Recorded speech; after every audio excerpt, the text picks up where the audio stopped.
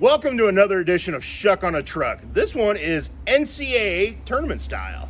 I'm Muddy River Sports editor Matt Schuckman, and joining me, Quincy University baseball coach Matt Schissel. It's time for Midwest Regional.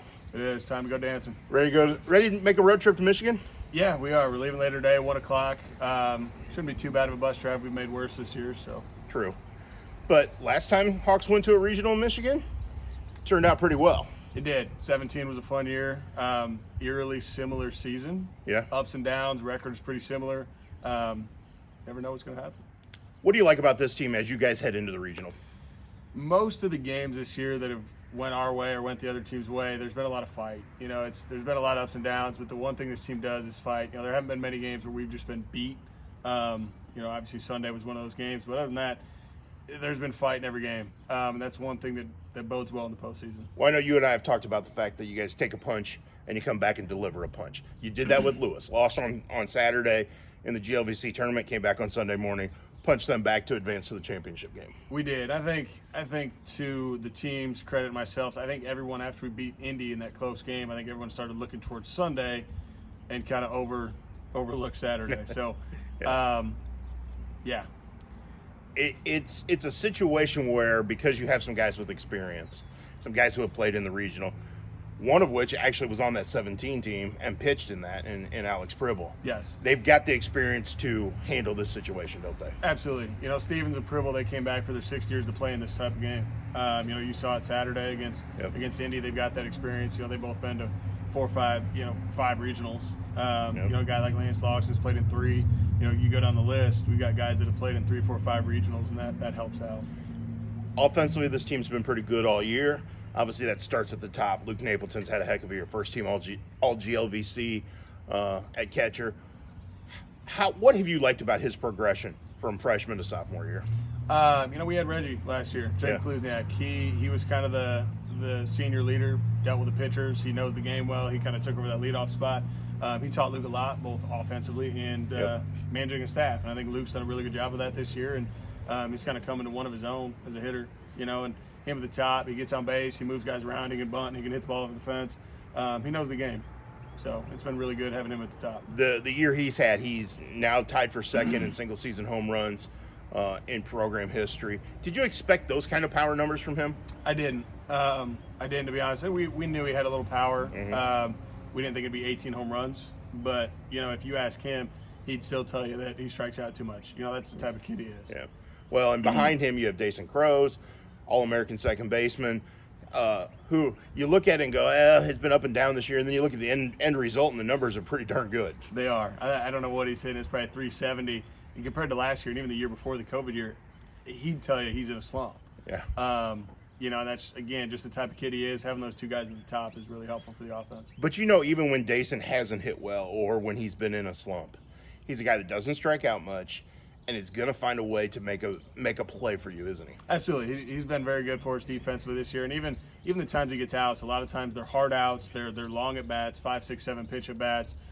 He's going to find a way to drive a guy in. He'll bunt a guy over. He can kind of do all of it in the 2 spot for us. And then you flip the lineup. You go to the bottom where you've got Joe Rossetti and Brock Boynton are 2 guys, when they get on base, they can move. And it's really easy to flip the lineup over because of the way they battle at the bottom. Absolutely. And Brock and I had this conversation back in January before the season started. He had a really good winter, really good preseason. I said, Brock, you need to take ownership in this 9-hole. He's like, well, what do you mean? I said, that's the guy that's going to turn the lineup over. And I put a lot of pride in that spot because, everyone's seen it in a game of baseball. You get to the 9-hole and it's an automatic out. And that's one thing that I don't want our lineup to be. And Brock's done a really good job with that. I say he hasn't been an automatic out this season. He has not. I think he's hit well over 300. He can move the ball, drive the ball in the gap, bunt a guy over, steal a little bit. So he's been really good for us down there. One of the reasons you guys are back in a regional is your pitching. Yep. And at the top of that rotation, Spencer Walker and Jay Hamill, 2 all-conference guys. You know what you're going to get out of them day in and day out, don't you? They're going to compete. Yeah. They're never too high. They're never too low. Guys on base, they're going to find a way to work out of it. They compete if there are 3 pitches in the zone. That's the biggest thing for those 2. You have an interesting mix with your pitching staff. You've got fiery guys. You watch when Sam Stevens strikes a guy out to end an inning and the reaction. And then you've got Spencer and Jay, who the final out comes and they walk off the field. Correct. And just get ready for the next inning. Yeah. Is that a good mix to have both fiery and guys who are even keel? I think so. I think it's it's each guy has to kind of know their own, what gets them locked in. Yeah. You know, and Spence and Jay are two guys that they're going to be even keel, whether they give up 5 or, you know, they're throwing a shutout in the 8th. Where, you know, Sam's kind of that guy that's got to get himself ramped up for a big situation, and it works well for him. Heading north to Caledonia, Michigan, where Davenport University is located. They're the #1 seed in the region. You guys will open against Northwood at 11 a.m. Central Time on Thursday. What do you know about Northwood? They've been in the regional, I think, 5 straight years. You know, I don't think they are very fond of us after 2017 when we beat them out of the regional at their place. So, you know, we haven't seen them since 17. Right. We've seen them at regionals, we've seen them other places, but we haven't played them since 17. I know they're going to compete, they're going to play. You don't make 5 regionals by accident, and they, you know, they'll hit a little bit and have a good staff. So. And Davenport, you've seen. You played them in the regular season the last 2 years. They came here, and obviously Nolan Ansball is one of the best players in the region. Noah Marku is a guy that really can hit it for them. They are a really solid team up and down the lineup. They are.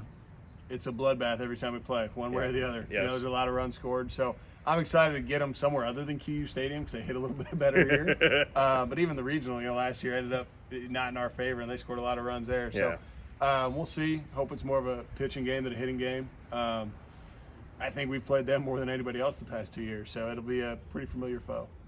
You mentioned Northwood, 5 straight region appearances.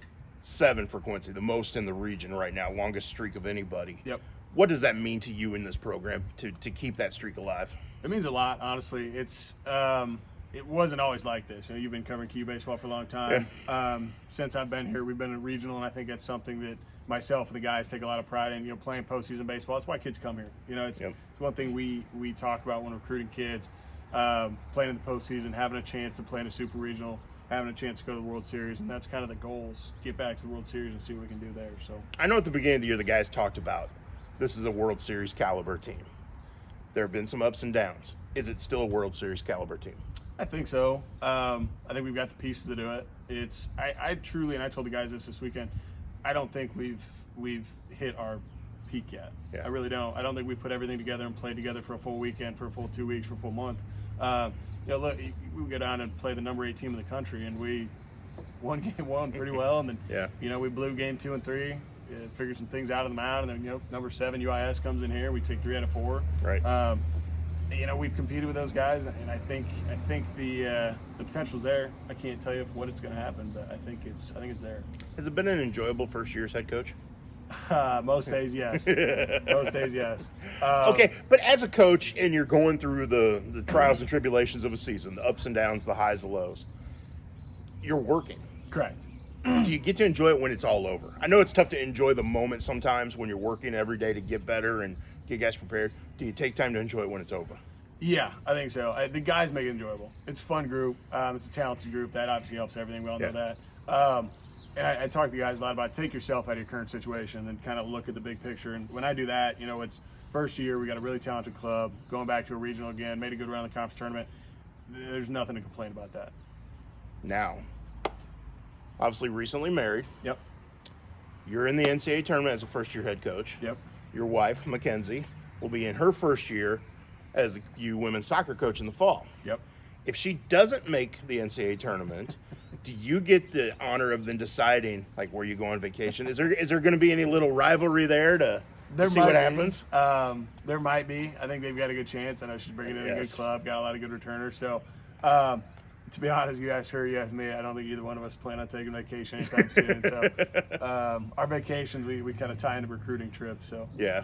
Well, but it's fun. It's fun to you can at least joke around a little bit about it and, you know, put a little pressure on her and say, look, hey, I made the NCAA tournament. Absolutely. Half our conversations at home are coaching or players or what transfer we're trying to get or, you know, what we're doing in practice. And so it's a good dynamic.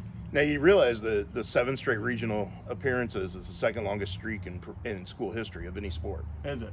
I didn't know that. Yeah, at the NCAA Division II level. Yep. Obviously, men's soccer did at the NAIA level went 7 million years in a row or something. Correct. But yeah, so the women's soccer program made 9 straight. Okay. At one point in time. Yeah. So you got a couple more to get to the program she's leading now. Yeah. As far as matching that. Yeah. And I think the way you've got this program set up we could see more of these in the future. Yeah, I agree. We're returning a lot next year. We've got a good core group of freshmen coming in. A couple of the pieces we'll add here and there. I like the direction the program's heading. I say this every year. It's going to be tough to replace a guy like Dason Crows. Yeah. Next year it's going to be tough to replace a guy like Lance Locks, and you go down the list.